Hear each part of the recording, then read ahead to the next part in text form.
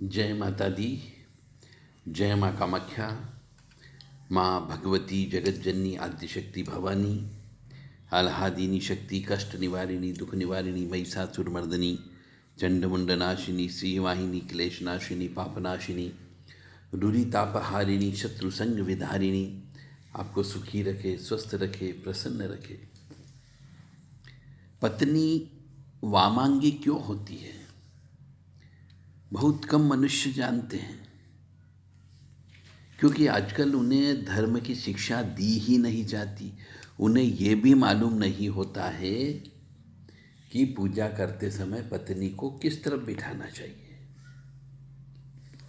क्योंकि उन्हें कभी ज्ञान ही नहीं दिया गया, न उनके माता पिता के द्वारा दिया गया और न उनके गुरुओं के द्वारा दिया गया, क्योंकि गुरु बनाया ही नहीं। तो जो मनुष्य मेरी आवाज़ सुन रहे हैं, ये शास्त्रों की बात है।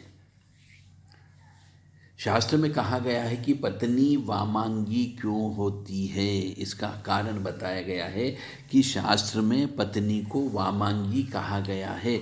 वाम अंगी, वाम अंग यानी कि उल्टे हाथ तरफ बैठने वाली पत्नी, जिसका अर्थ होता है बाएं अंग का अधिकारी।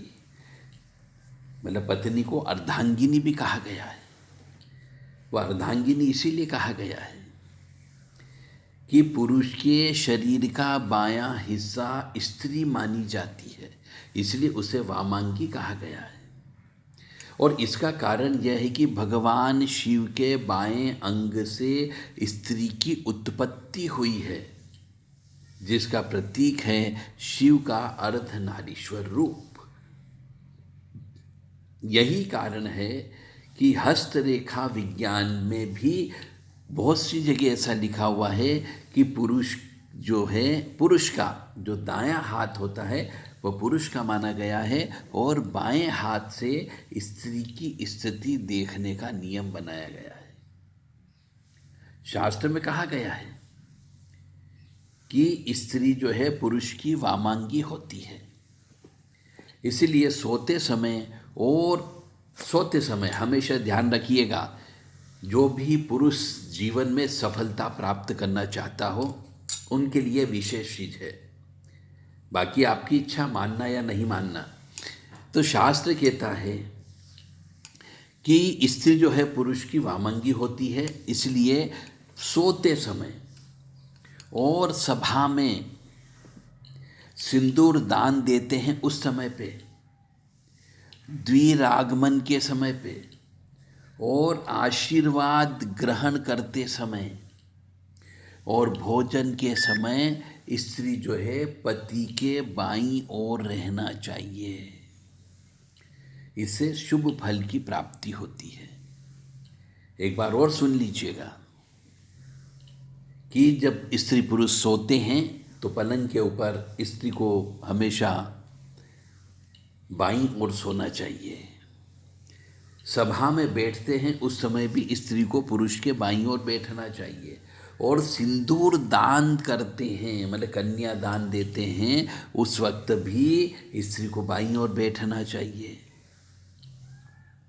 और आशीर्वाद ग्रहण करते समय भी स्त्री को पुरुष के बाईं ओर होना चाहिए। और भोजन करते समय भी स्त्री को पुरुष के बाईं ओर ही बैठ करके भोजन करना चाहिए। इससे शुभ फल की प्राप्ति होती है। वामांगी होने के बावजूद भी कुछ काम में स्त्रियों को दाईं ओर बैठने की भी व्यवस्था की गई है।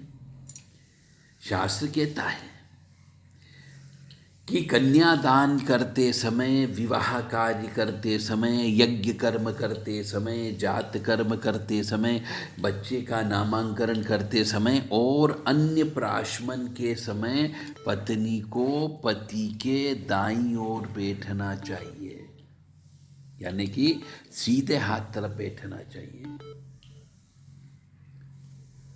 ऐसा शास्त्र कहता है। किन किन कामों में? कि कन्यादान करते समय, विवाह कार्य करते समय, यज्ञ कर्म करते समय, जात कर्म करते समय, नामांकन करते समय, अन्य प्राशमन के समय, पत्नी को पति के दाईं ओर बैठना चाहिए। यानी जो संस्कार होते हैं, कन्यादान का एक संस्कार होता है, विवाह कार्य का संस्कार होता है, यज्ञ कर्म संस्कार होता है, जात कर्म संस्कार होता है, नामांकरण संस्कार होता है, अन्नप्राशन संस्कार होता है। तो संस्कार करते समय पत्नी को दाईं ओर बैठना चाहिए। बाकी अन्य कार्यों में जैसे सोते समय, सभा में बैठते समय, सिंदूर दान करते समय, आशीर्वाद ग्रहण करते समय और भोजन करते समय स्त्री को पति के बाईं ओर रहना चाहिए। यानी कि यज्ञ कर्म करते समय, कन्यादान करते समय, विवाह करते समय, जात कर्म करते समय पुरुष के सीधे हाथ के पीछे स्त्री को बैठना चाहिए। तो पत्नी के पति के दाएं या बाएं बैठने संबंधी इस मान्यता के पीछे हमारे यहाँ तर्क भी है। मतलब जो कर्म सांसारिक होते हैं उसमें पत्नी पति के बाईं ओर बैठती, सांसारिक कर्म करना हो, क्योंकि यह कर्म स्त्री प्रधान कर्म माना जाता है।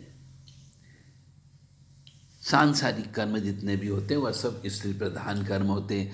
अब सांसारिक कर्म फिर वही कि सिंदूर दान करना, सभा में बैठना सांसारिक काम है। सो रहे हैं, हम बिस्तर होना है, आशीर्वाद ग्रहण करना है, भोजन करना, ये सब सांसारिक कार्य है। परंतु जो कर्म, यज्ञ कर्म, कन्यादान, विवाह, यह सभी काम परलौकिक माने जाते हैं। यानी यज्ञ करना परलौकिक कार्य होता है। यानी इससे आपका अगला जन्म सुधरने की संभावना होती। परलौकिक कार्य, ईश्वर के निमित्त कार्य किया जाता है, ये परलौकिक कार्य माना जाता है। कन्यादान करना महादान माना जाता है, और विवाह यह भी काम परलौकिक कार्य माना जाता है, और इन्हें पुरुष प्रधान माना गया है। जो सांसारिक कर्म होते हैं उन्हें स्त्री कर्म प्रधान मानते हुए उन्हें बाईं ओर बैठना चाहिए, और इन कर्म परलौकिक कार्य को करते समय पुरुष प्रधान वाले कार्य होते हैं, इसलिए इस समय पे स्त्री को दाईं ओर बिठाया जाता है। अब सनातन धर्म में पत्नी को पति की वामांगी कहा गया है, यानी कि पति के शरीर का बायां हिस्सा। इसके अलावा पत्नी को पति की अर्धांगिनी भी कहा गया है, जिसका अर्थ है कि पत्नी पति के शरीर का आधा अंग होती है। दोनों शब्दों का अर्थ एक ही है, सार एक ही आता है, जिसके अनुसार पत्नी के बिना पति अधूरा माना जाता है। पत्नी ही पति के जीवन को पूरा करती है, उसे खुशहाली प्रदान करती है, उसके परिवार का ख्याल रखती है, और उसे वह सभी सुख प्रदान करती है जिसके वह योग्य है। परंतु आजकल हम देखते हैं कुछ स्त्री पत्नी बनने के बाद में उनके पूरे परिवार का जीवन नरक हो जाता है। कोई भी सुख प्राप्त नहीं होता है, और जो थोड़ा बहुत सुख प्राप्त हो रहा था वह सुख भी समाप्त हो जाता है। परंतु शास्त्र की बात है तो शास्त्र कहता है कि विवाह करना चाहिए, और वह सब सुख उसे प्राप्त होना चाहिए जिसके लिए पुरुष योग्य है। पति पत्नी का रिश्ता दुनिया भर में बेहद संवेदनशील और महत्वपूर्ण होता है। चाहे किसी भी सोसाइटी के लोग हो, चाहे कितने ही मॉडर्न क्यों न हो जाए, लेकिन पति पत्नी के रिश्ते का रूप वही रहता है, और प्यार आपसी समझ से बना हुआ होता है, ऐसा कहा जाता है। हिंदू धर्म के प्रसिद्ध ग्रंथ महाभारत में भी पति पत्नी के महत्वपूर्ण रिश्तों के बारे में बहुत कुछ कहा गया है। भीष्म पितामह ने कहा था कि पत्नी को सदैव प्रसन्न रखना चाहिए, क्योंकि उसी से वंश की वृद्धि होती है। वह घर की लक्ष्मी है, और यदि लक्ष्मी प्रसन्न होगी तभी घर में खुशियाँ आएगी। इसके अलावा भी अनेक धार्मिक ग्रंथों में पत्नी के गुणों के बारे में बहुत विस्तार से बताया गया है। परंतु आजकल की कलयुग की स्त्री की बात यदि करते हैं तो बहुत सी स्त्रियां वंश वृद्धि नहीं कर रही है, जानबूझ करके नहीं कर रही है, क्योंकि कैरियर कॉन्शियस हो गई है। लक्ष्मी जी जरूर कमा रही है, परंतु घर में खुशियां नहीं है, घर में आनंद नहीं है।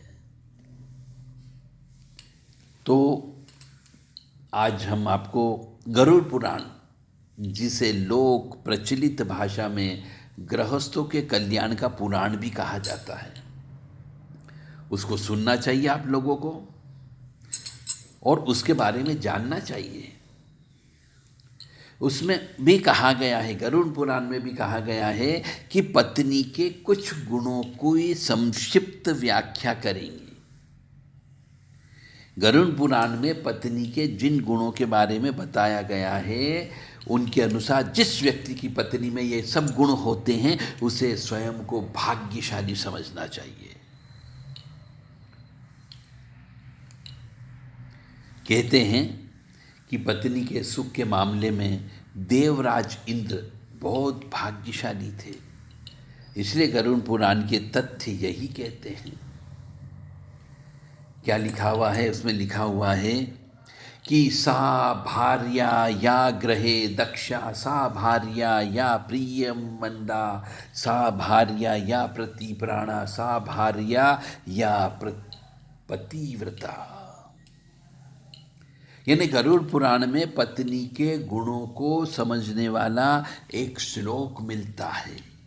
यानी जो पत्नी गृह कार्य में दक्ष है, जो प्रियवादिनी है, जिसके पति ही प्राण है, और जो पति परायणा है, वास्तव में वही पत्नी है।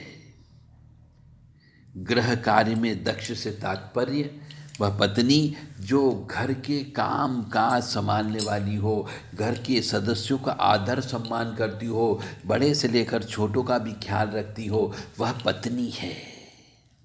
परंतु आजकल कलयुग में तो इसका उल्टा हो गया,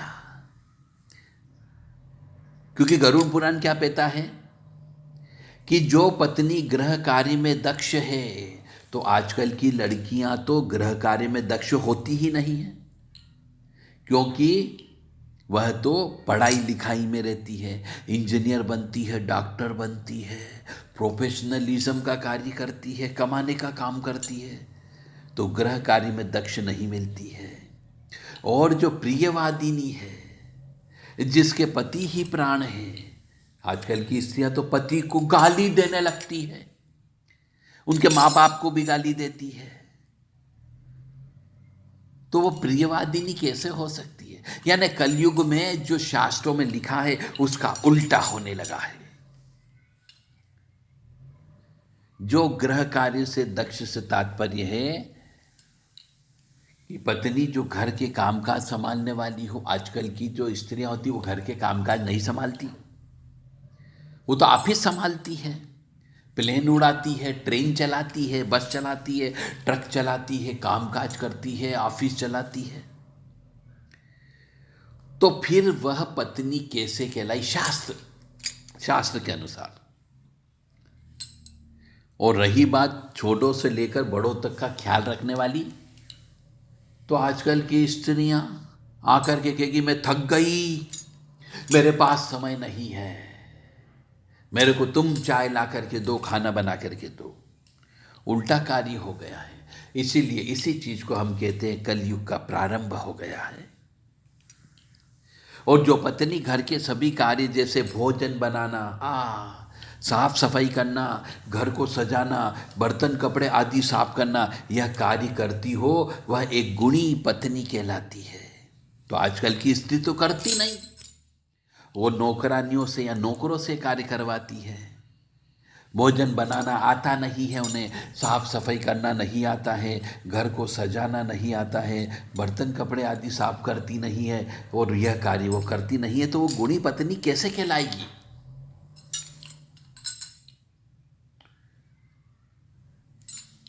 इसके अलावा और भी लिखा गया है कि बच्चों की जिम्मेदारी ठीक से निभाने वाली, घर आए अतिथि मेहमानों का मान सम्मान करने वाली, कम पैसों में भी गृहस्थी को अच्छे से चलाने वाली और गरुड़ पुराण के अनुसार गुणी कहलाती है। ऐसी पत्नी हमेशा ही अपने पति की प्रिय होती है। तो यहाँ पे बिल्कुल साफ साफ है, आजकल की स्त्री पति को प्रिय इसलिए नहीं होती है क्योंकि उसमें यह गुण नहीं है जो एक स्त्री में होना चाहिए। वो कहती मैं बर्तन भांडे साफ नहीं करूंगी, मैं कपड़े साफ नहीं करूंगी, झाड़ू पोछा नहीं करूंगी, तो वो पति की प्रिय पत्नी नहीं हो सकती। और जो शब्द उस श्लोक में लिखा हुआ प्रियवादिनी से तात्पर्य है मीठा बोलने वाली। परंतु आजकल की पत्नियां तो कर्कश वाणी करती है। आज के जमाने में जहां स्वतंत्र स्वभाव हो गया है, तेज तर्राट बोलने वाली पत्नियां भी है जो नहीं जानती कि किस समय किससे कैसे बात की जानी चाहिए। इसलिए गरुड़ पुराण में दिए गए निर्देशों के अनुसार अपने पति से सदैव संयमित भाषा में बात करना चाहिए, धीरे धीरे बात करना चाहिए और प्रेम पूर्वक बात करने वाली पत्नी ही गुणी पत्नी कहलाती है। अब आप यहां जो बैठे हुए जितनी भी पत्नियां बैठी हुई हैं, सब अपने अपने इस गिरेबान में झांक करके देखो कि तुम में से कितने इन गुणों का पालन करती हो, तो आप प्रियवादिनी कहलाई, अन्यथा दोषी पत्नियां हो। फिर आप कहोगे हमारे ऊपर तंत्र हो गया। कष्ट आपके कुल देवी देवता देते हैं यदि कोई स्त्री अपने पति को अच्छे से नहीं रखती हो, यदि कोई स्त्री अच्छे से खाना खिलाती नहीं हो, यदि कोई एक स्त्री अपने पति के साथ अच्छे से सोती उठती बैठती नहीं हो, कर्कश वाणी में ज़्यादा बात करती हो, तो उस स्त्री को उसके कुल देवता और पितृ देवता ही कष्ट देना प्रारंभ कर देते हैं, तरह तरह की बीमारियां देना प्रारंभ कर देते हैं, तरह तरह से कष्ट देना प्रारंभ कर देते हैं और फिर सोचते हैं कि किसी ने कुछ कर दिया, जबकि कोई कुछ नहीं करता। आप अपने कर्मों की वजह से कष्ट भोगते हो। तो पत्नी द्वारा इस प्रकार से बात करने पर पति भी उसकी बात को ध्यान से सुनता है। यदि वो प्रेम से बात करती है तो वो उसकी इच्छाओं को पूरा करने की कोशिश भी करता है। परंतु केवल पति ही नहीं, घर के अन्य सभी सदस्य या फिर परिवार से जुड़े सभी लोगों से भी संयम से बात करने वाली स्त्री एक गुणी पत्नी कहलाती है। ऐसी स्त्री जिस घर में हो वहां कलह और दुर्भाग्य कभी नहीं आता है।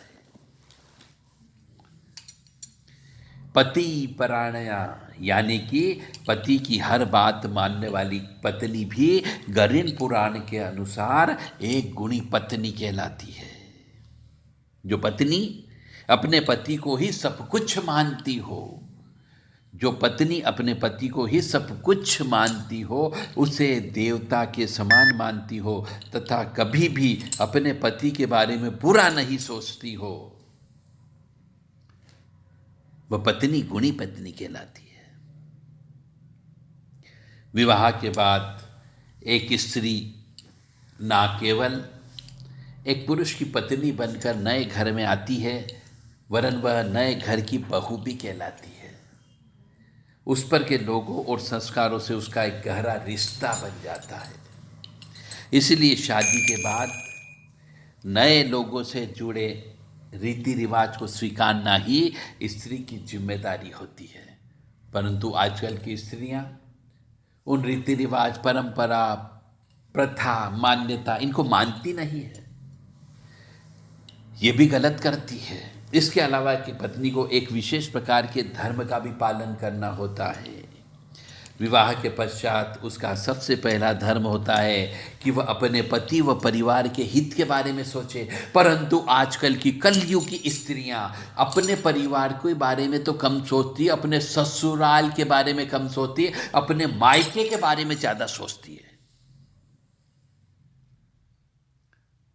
तो वो भी पाप कर्म करती है। तो एक पत्नी को विवाह के पश्चात अपने पति व परिवार के बारे में ज़्यादा सोचना चाहिए। वह कोई ऐसा काम नहीं करना चाहिए जिससे पति या परिवार का अहित हो। गरुड़ पुराण हर मनुष्य को पढ़ना चाहिए। कोई जरूरी नहीं कि जिस समय घर के अंदर मौत हो जाए तो सिर्फ मरे हुए व्यक्ति की आत्मा होगी सुनाया जाए, उसकी तस्वीर लगा करके, फूल माला चढ़ा करके, घी का दीपक लगा करके केवल उस फोटो को गरुड़ पुराण नहीं सुनाना है। गरुड़ पुराण आपको सभी को सुनना है। तो गरुड़ पुराण के अनुसार जो पत्नी प्रतिदिन स्नान करके पति के लिए सजती संवरती है, कम बोलती है तथा सभी मंगल चिन्हों से युक्त होती है, वो निरंतर अपने धर्म का पालन करती है तथा अपने पति का ही हित सोचती है, उसे ही सच्चे अर्थों में पत्नी मानना चाहिए। जिसकी पत्नी में ये सभी गुण हो उसे स्वयं को देवराज इंद्र मानना चाहिए।